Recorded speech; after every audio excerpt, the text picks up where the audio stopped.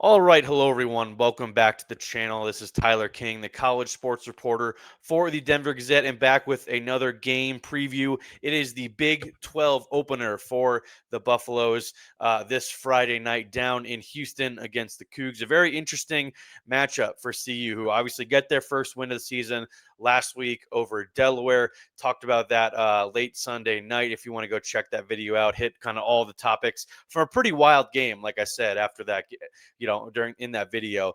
Three quarterbacks played. Defense didn't look great, but only gave up 7 points. Offense, had a couple solid drives, but in the end, the Buffs end up winning by 24 points. And there's just a lot of question marks heading into this week. And I also touched on Colorado State's very narrow, kind of miraculous win over Northern Colorado. They're off this week, obviously, and they'll be back at it in the following weekend with UTSA coming to Fort Collins. So might preview that game a little bit next week. Full disclosure, recording this before we hear from Deion Sanders this week, so not going to have a ton of information on the Buffs. But as we like to do on these game preview podcasts, really like to focus on the opponent, get to know some of the names on both sides of the ball with people that cover these teams really, really well. Obviously, last week with Delaware in town, not really a ton to focus on there. Didn't really felt like it was just more important to talk about Colorado. And so that's why we focused that entire episode on the Buffs. But this week, we're back talking about the opponent specifically with Houston. And to do so, we've got Parker Ainsworth from Locked On Cougs. Parker, thanks for doing this. Happy to talk about it, man. Happy to get into some Big 12 football. It's been a minute. It's been a minute. Yeah, it feels weird that Big 12 opener is already here, even though, we had a Big 12 game in week 0 with Iowa State and K-State over in Ireland. But it feels weird, a little bit weird on a Friday night, but I'm ready for it. I'm excited to get down to Houston this weekend and experience it all. It is a fun weekend. As you mentioned, the opening game of the season was in Ireland. It's the first Big 12 game stateside, though, Tyler. That's a Yeah. big deal. Yeah, there we go. Yeah, we're going to be the ones covering it, so it's going to be fun. Obviously, Houston coming into this game is 2-0 right now. They are 5.5 point favorites per ESPN. That's actually gone up yesterday when I did my little preview article on the Denver Gazette. Just looking at this Houston team, it was 4.5 for Houston. Now it's up to 5.5. So a little bit of movement toward the Cougs. Just what has impressed you so far with Houston during this 2-0 start? Obviously, lesser competition with them beating Stephen F. Austin and Rice, kind of in-state opponents. Rivalry game in week 2, so a little bit added emotion there. But Houston able to pull away kind of in that fourth quarter there. Just kind of what have you liked so far from what the Cougs have done? Yeah, it's a cautious optimism given, as you mentioned, the opponents about the defense, right? So it took 111 minutes of football to give up a touchdown. And Stephen F. Austin is FCS, but they're playoff projected. And Rice, you mentioned the rivalry was at their place, which is not the biggest home field advantage, but it is a road game, air quotes road game. It's across town, right? Yeah. But I really the defense is stout. It's strong. It's got some good athletes. It was a stalwart of the team last year. It's a Willie Fritz thing. New coordinator Austin Armstrong. I'm sure we'll get into the coordinators at some point, but he comes from Florida. He was the defense coordinator at Florida, and depending on who you ask, was on whose decision it was for him to leave and come to Houston. But Fritz is excited about him. Knew him from the Southern Miss days. He was defense coordinator there before Florida, and really feels kind of like a wonderkind in a lot of ways. He's a young guy, but he's coached under as a GA and early in his career coach for Kirby Smart and Nick Saban and stuff like that. So I'm excited about what it's looked like so far. Rice does run a gun option, triple option-y kind of offense, so it's hard to gauge exactly what it's going to look like in week 3 because week 2 is kind of a wash. You're not going to do that against everybody. Yeah, it's a fascinating matchup, like you said, because we don't even know who's going to play quarterback for the Buffs this week. I would be surprised if it's not Kaidon Salter or Ryan Staub. I think one of those guys it'll be, and I would expect it to not be a rotation. That's the only thing I can expect is that I think they're going to stick with one guy. And I would be surprised if it's the freshman Juju Lewis as well, who's still doesn't even turn 18 for a couple weeks here. I think it's either going to be Salter or Staub, but those are still two very different guys. With Salter obviously being a more dual threat quarterback and Staub being a little bit more not under center, but just more of a typical pocket passer. And he threw some good balls the other day against Delaware in his series. Which do you prefer Houston to face, or kind of what does this roster kind of stack up best against in terms of quarterback style? Just kind of given they faced a little bit of different offensive styles through 2 weeks here. Yeah, I think that Caden Salter's a better athlete than the guy at Rice was, Jenkins, the quarterback there. But as far as shutting down a run first guy, we just saw Houston do it to the tune of 9 points over 60 minutes. And so I feel pretty confident that they'd at least game plan that well. Caden Salter is a better athlete and thrower, obviously, but I do think that they'd probably have a lot of heavy QB run and RPO stuff in the bag. And it'd be kind of, at least you just did that for a week, right? So I feel like that would be a little more comfortable. You also, frankly, for being blunt, it feels like you got more film on him. Staub kind of came out of nowhere to me as a conscious observer on the outside last week. So you might have more of an understanding what you're getting with him too. That would be my lean, but honestly, that also might just be because Staub seemed to come in and turn things around a lot against Delaware, and so I don't necessarily want that happening either. Who are sticking with defense here? Who are some of the guys to watch out for? Who's impressed you so far? Obviously, there's a bunch of new guys on the defense. Some of that have flashed early, but you got returners like Jalen Garner, Latrell McCutcheon. Those guys have played pretty well so far. Who stuck out to you in the first 2 weeks? Latrell McCutcheon's a great corner. His brother, Latrevion McCutcheon, is a defensive. They're calling it a jack position, and so Every coaching staff in the country has a weird name for it's a whatever they call like flex. an outside linebacker / safety kind of thing. Yeah. Yeah, and so Houston has a guy that plays the linebacker / D line level, and a guy that plays at the linebacker / safety level as two different hybrids that are two different body types. The linebacker / lineman one is Latrevion, and he's got fast twitch. He legitimately knocked the guy's helmet off. He hit him so hard in the SFA game. He's just explosive and a difference maker in that way. And so how he fits into, especially if it is Caden Salter and running around, is going to be a big deal. I was also really impressed with the nose tackle, Carlos Allen. He's a returner, was really highly touted on PFF type analytics and numbers last year in terms of stopping the run. He returns as the big nose tackle in the front. He moves side to side really well and does not move backwards, which I like a whole lot. Those are kind of my two guys in the front I like the most. The DBs have been in rotation so much it's hard to pick which one sticks out amongst the others. But a lot, again, 9 points over the course of 2 games, all happening in the second in the Rice game. I feel pretty good about a lot of things on the defense. You want to keep going on that? I wanted to actually switch over to the offense just because that's kind of it's a big talking point for Houston. Obviously, bringing Slade Nagel over to be the offensive coordinator, he obviously has a lot of history with Willie Fritz during their time together at Tulane. They were, they spent the entire time together during that tenure there from like 2016 to 2023, and it's kind of a new look, revamped unit as a whole. Obviously, Connor Wegman at quarterback coming over, the former 5-star recruit from Texas A&M. Dean Connors, the Rice transfer, had a big game against his former team the other day. You got at the standout tight end from the transfer portal. They've really kind of invested a lot in this offense. What have the early returns been for this new look Cougs offense? It's interesting to say that because it has been a lot of investment. It was a lot of talking. Last year, they legitimately, for the folks on the Colorado side of things, had the second worst offense in all of FBS football in It terms was of not points. pretty to watch. Yeah. Yeah, the few times I tuned in. And so they fired the coordinator midseason and did a whole lot of revamping, brought in Slade Nagel, who, as mentioned, they worked together at Tulane. I honestly feel like Dean Connors is like the easy answer here. Tanner Kozel, the big 6'8" tight end, is a pro. He is also leading the team in catches and targets. And so he's someone that's on everyone's scouting report, but you know what you get out of him, right? He's a 6'8" tight end that's going to catch 6 to 7 balls a game, and that's going to add up to over 100 over the course of the year. Like he's a receiver playing tight end, it's a big body. Dean Connors does a lot of things really well.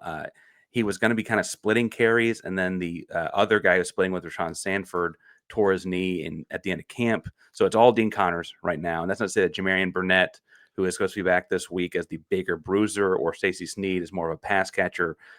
Dean Connors kind of does all the things. So he's the more frequent guy back there. And everyone's waiting for Wigman to break out. Now, I don't know if you and your people will know Connor Wigman's story a little bit. He local kid from Houston, went to Bridgeland High School, 5-star, top 3 kid in his class at a high school, goes to A&M. He redshirts, gets injured, and then his third year, he gets injured and tries to play through it because he's like, I Yeah. can't sit and watch more. And that ultimately just is a gigantic backfire. Does not play well while he's hurt. And he Loses the is starting job to Marcel Reed last year. Yeah. lose the starting job to Marcel Reed while he's playing. Yeah. And so he transfers back home, coming to Houston, and everyone, I mean, exciting and talking about a boost in the program. They had 5 offensive linemen transfer in within a week after that. I mean, people wanted to come play with him, and we're still kind of looking for that. We had one big explosive play, one big explosive completion, I should say, at other attempts, but one big explosive completion in the Rice game. And so you're hoping to see more of that as the year goes on, right? Obviously, week 3 against a Big 12 opponent, a game that really counts, that'd be really nice, but it's also really early still. And so we're kind of working the kinks out there. Yeah, he's taken care of the ball, which has kind of impressed me so far, and what I've been able to watch of him, completing 60.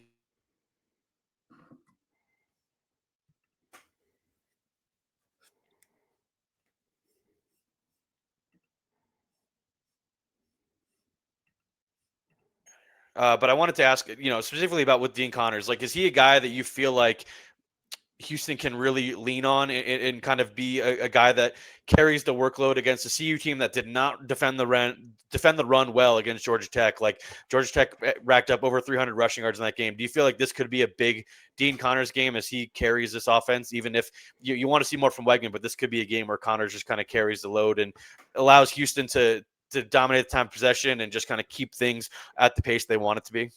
Yeah, and truthfully, as exciting as Wigman is, Dean Connors and running the ball. When you think of what Slade Nagel and Willie Fritz did at Tulane, people it's like Tajay Spears, right? Like that, like Yes. him beating USC is what you think. Like Dean Connors is a lot like that, and so that's kind of what you're envisioning here, as far as what Nagel probably really in his heart of hearts wants. He did bust a couple for big gains, and one was a 50-yard touchdown against Rice, but that's also Rice. I think that truthfully he's more like he's going to make one guy miss, get 4 or 5 yards like that. Like he's more of the workhorsey kind of guy that has speed in the open field and all that, and maybe make a lineman or a linebacker miss. But he's he's a fun back to have on your team because he really just runs up in the hole. Like he doesn't mess around a whole lot. He's a fun guy to have on your team for sure. And I think that, like you mentioned, Delaware, when they had success, they were running the ball. So I feel okay, right? Yeah, yeah, it was.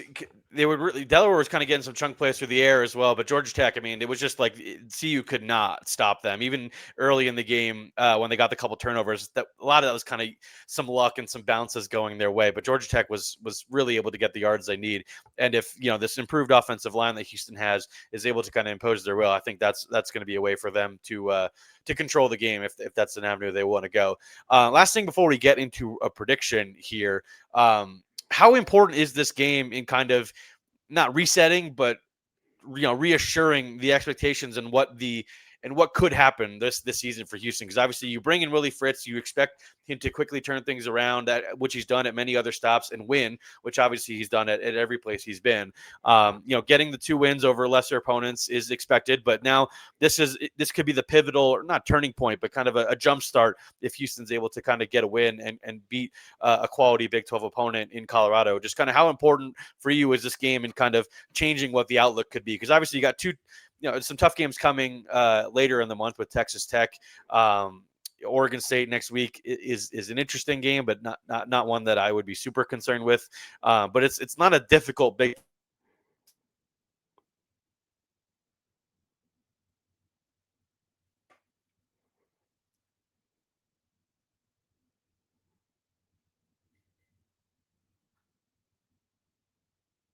Potentially change what the outlook could be for Houston this season.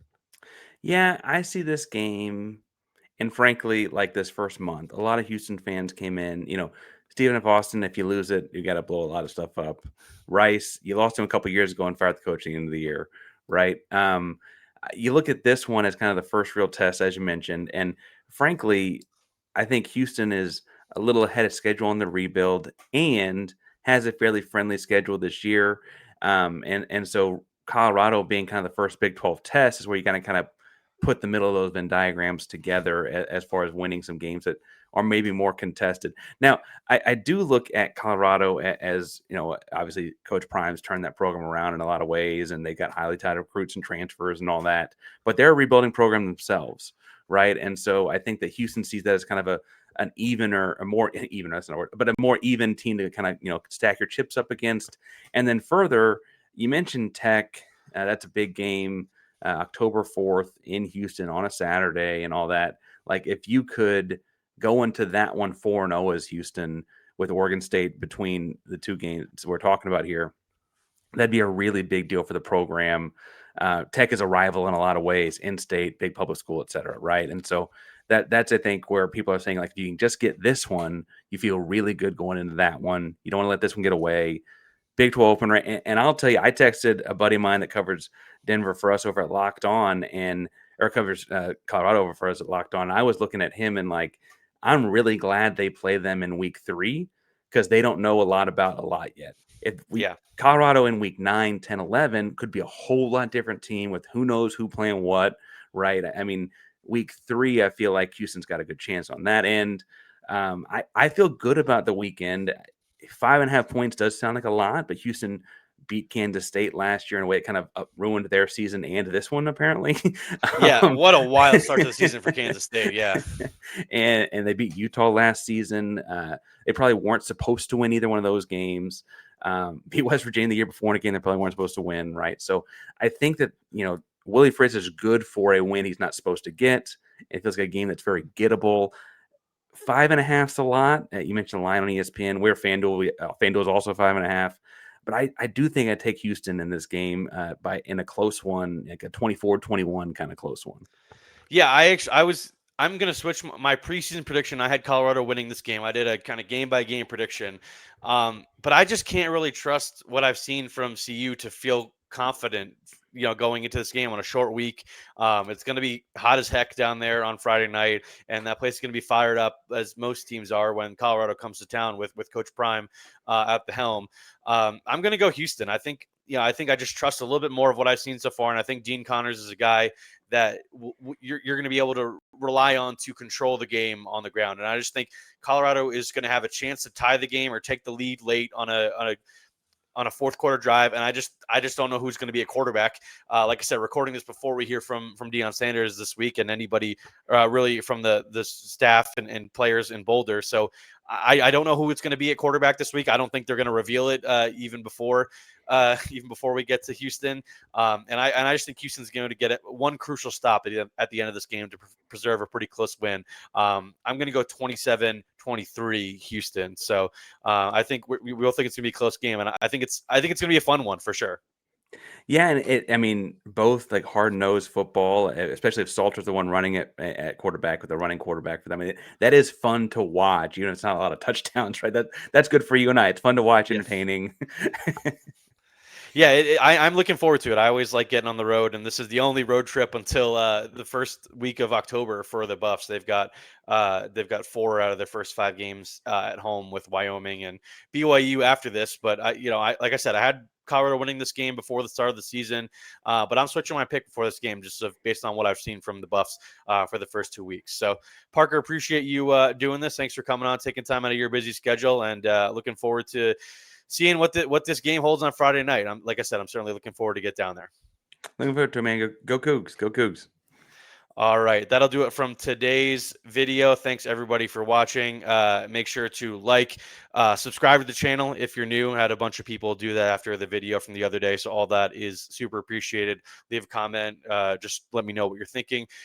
If you guys are enjoying the stuff, if you want to see a little bit more, want me to talk about a little bit different stuff, all of that, all the feedback is super appreciated. So thanks everybody for watching. Thanks to Parker Ainsworth from Locked On Coogs for joining. Make sure to go follow him over on Twitter and to watch his show as well, as he's going to have plenty in the build up to this game as well on Friday night. And stay tuned for the post game recap on Friday night, as I'll have one from the stadium down there in Houston.